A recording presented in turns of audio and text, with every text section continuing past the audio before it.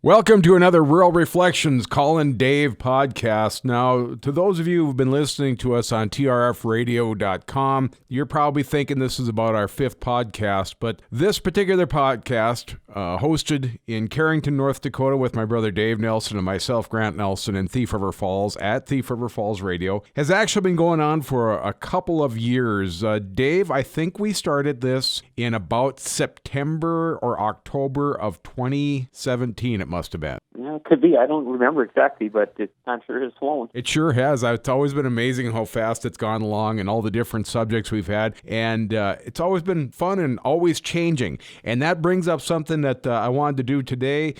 Just wanted to bring one more element into the podcast. A lot of farmers out there know it's paperwork season. And a big part of the paperwork is getting your ARC or PLC chosen for the Farm Bill. Now, recently we spoke with John Nelson, Farm Service Agency here in Thief River, and he talked a little bit about the ARC and PLC decision. Well, Pennington and Red Lake, we're just about 50% done in Pennington and 50.6% done in Red Lake, according to my spreadsheet. So making good progress. Marshall County, though, we haven't hit 20% yet, so we got lots and lots of farms to do. We got to do like 78 farms a day to get done. I know their appointment book is just about full to the 16th now when I was there yesterday. So, the staff has been telling producers there, and, I want to announce it on the air that, if you can't get into Marshall County, call Pennington. We can schedule you in here, especially, producers in eastern Marshall County. If they want, they can call us directly because we can, if you had a farm in Florida, we could sign it up here. We have what's called nationwide service. But, so I, encouraging producers, if it's closer to come to the Thief River office, give us a call. We'll get you on. Yeah, it's kind of amazing.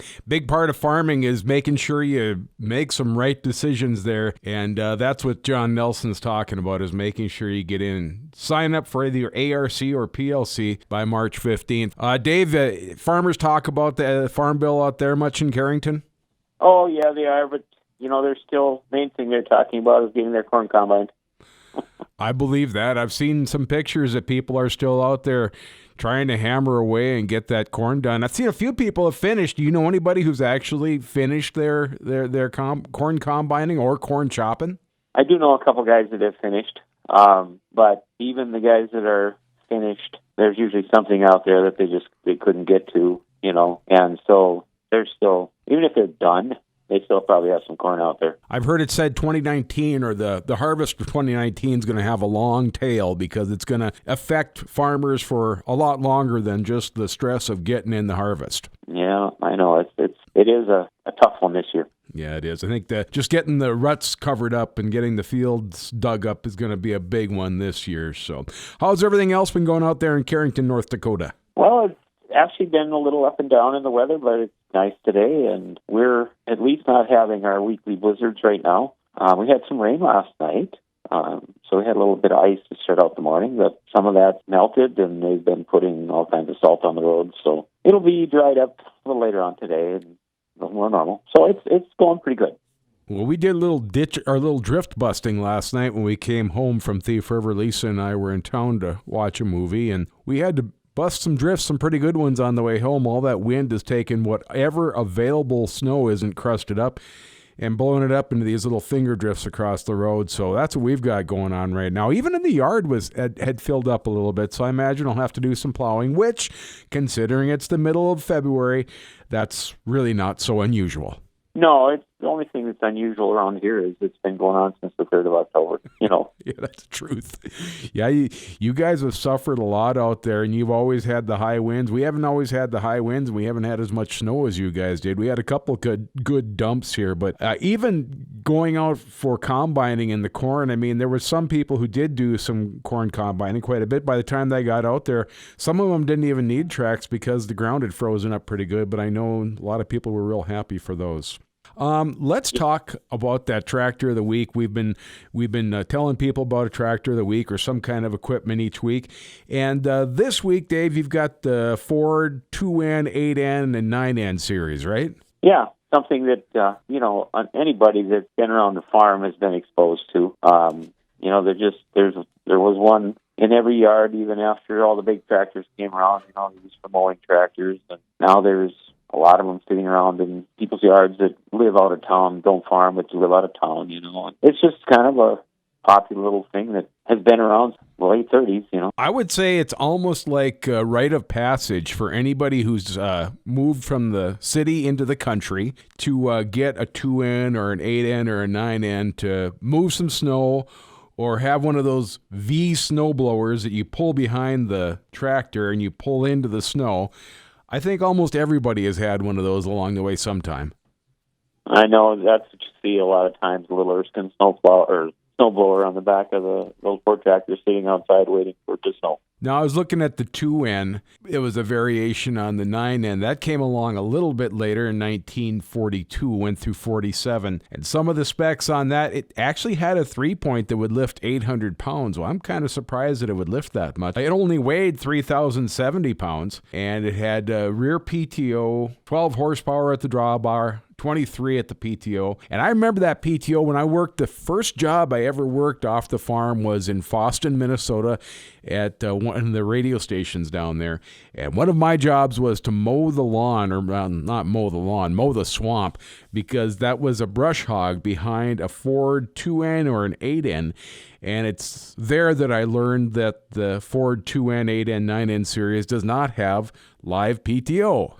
Yeah, I know that. That was an interesting feeling. If you were using a rotary mower behind that, you know, you push the clutch in, and if it wasn't in any heavy grass, the blades would keep swinging, and it would keep you driving because it drove right through the transmission. Yep. And then there was a way you could switch them. There's a lever on the side. You could either go ground drive, so it matched your ground speed, or you could go direct also. Yep. And but every time you push the clutch in, it still stopped, you know. But yeah, you push the clutch in, and the blades on the mower would keep you driving for a while. I still see those little Ford tractors and the versions that came after, like the 860 and that sort of things. I see them on Craigslist, and I see them on Bizman online all the time.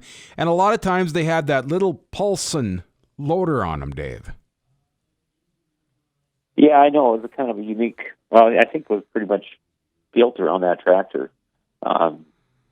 There was one other one, another company also that had those loaders, but there wasn't that many different types of loaders for them as there is nowadays. You can buy 10 different types of loaders to put on the same tractor. Yep. Yeah, I remember those. They were like I think they were made out of pipe, like a real heavy round pipe. Pipe frame. Yep. And the cylinders, if you remember the little plate on the end with the bolts that held the end of the cylinder on some of them, and then some of them had a threaded on end, but the cylinder was always leaking, it seemed like, on them with cylinders. It's the truth. And of course, the cylinders were huge because there wasn't a lot of PSI in those hydraulic pumps on those little tractors. So they were big, kind of slow to go up. Yeah, they were. You know, the hydraulics were the same way on those too. I believe they drove out of the same place that the PTO did. So you could have you didn't have live hydraulics either. You push clutch in and they stopped. So yeah, it was interesting. It was a different setup, all right. But that 3-point thing is what brought it to the United States, I'm sure. You know, and that became a big issue later on between Ford and Ferguson. When Ferguson wanted the Ford 3-point, and then I don't know what happened. They kind of stole it away from Ford, or something happened there, or Ford stole it from Ferguson, one of the two. Yeah, that was the last time a handshake. That was the last time somebody ever did a business deal on a handshake, I think, wasn't it? Well, it was the last time those guys did, I bet. You know, that's the one thing about those ground drive PTOs, though. They force you to plan ahead. They sure do. Yeah, you want to make sure you're all done cutting or you don't have much in front of you when you start. That's for sure. Got anything else for us today there, Dave? No, I guess not. We're just kind of enjoying the day with a couple of the grandkids and a couple of my girls. So it sounds pretty good. A gathering of the herd. Yeah, at least part of it. Yeah. Well, tell everybody hello in Carrington, Dave, and we'll talk to you next week. All right. See you, Grant. See you later. There he is, my brother Dave, on Rural Reflections. Call-in Dave, and we featured John Nelson, no relation, just a good guy, but John Nelson on our podcast today. I'm Grant Nelson for Thief River Falls Radio and Rural Reflections. Call-in Dave.